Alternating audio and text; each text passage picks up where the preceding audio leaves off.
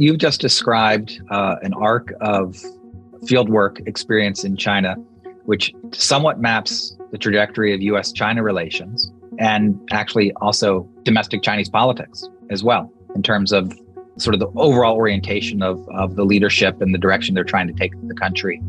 So now we are at 2022. There's been a pandemic, 2.5 years now, very little travel between the two countries, almost no American scholars traveling to China to go into the field to do work.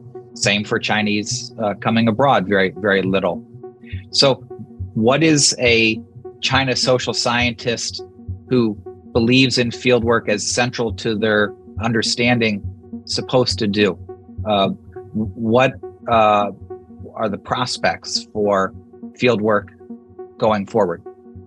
Yeah, I mean, we ask that we ask ourselves this question all the time. I'm in my 60s, right? And I've been doing this for 5 decades. I'm probably not going to do it for 5 decades more, right?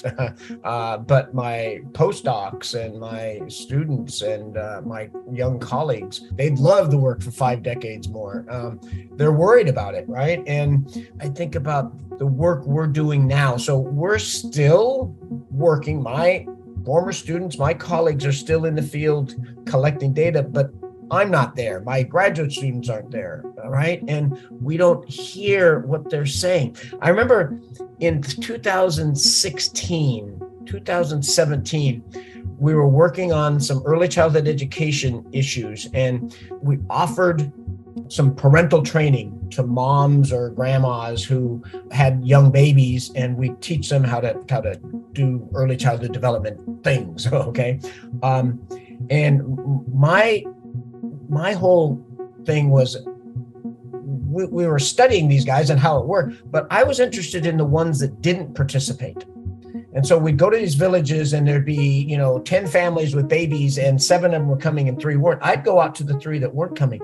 And it was amazing what I learned at that time, that, for the first time, these young people who for 20 years, their wages had gone up, their off-farm employment had gone up. And then they were telling me, right? They say, Professor Rozelle, or hey, you, they didn't know my name, hey, you, who's been trying to help our babies.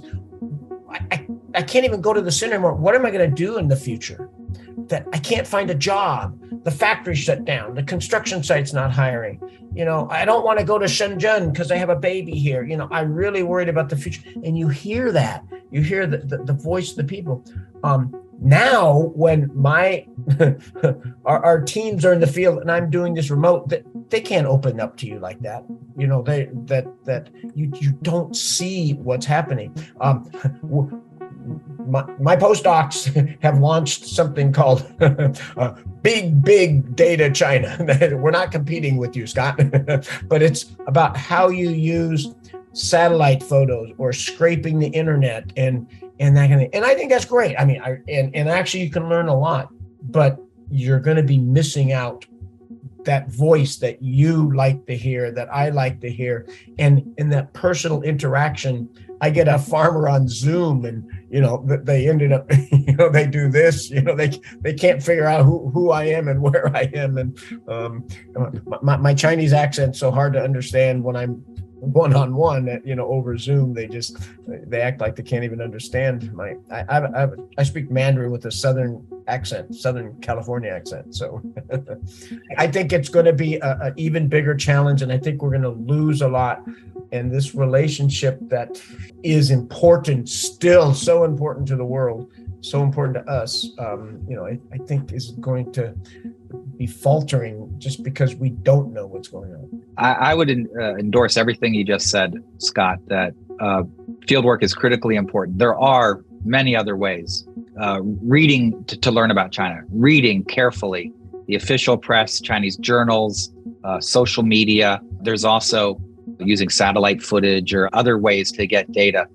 But there is a texture that comes from being on the ground, from talking to people, especially if you're trying to, for example, understand the policy process, not just what the official policy is, but what were the 5 alternatives they were trying to think of, and why were they thinking of those, and why did one come out on top, and what do they think about our policies and where they came from.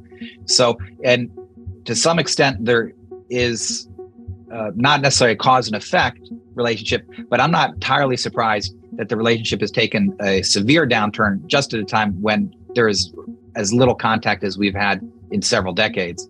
But whether you think of that the US and China are totally misguided and they both ought to wake up and just figure out how to be friends, or you feel like your worries are justified, there's no happiness to be found in not knowing as much as you can. And so I think the level of unpredictability, the X factor, is going up. And I think, to me, that's dangerous given how important both countries are economically, strategically.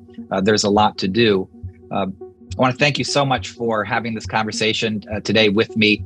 And I'm delighted that we are in this collaboration, Big Data China, together, and look forward to further work on other issues and having you back for more discussions in the future. Well, thank you for having me, Scott, and thank you to your whole team. It's our pleasure working with you. We learned so much of working with you, and thanks for this opportunity. I mean, to look back, I'm one that I have such a busy schedule. I hardly look back, but it's been really, moving to think back. And again, I agree completely. Wherever we want to go on a basis of knowing. So thank you. Well, thank you so much.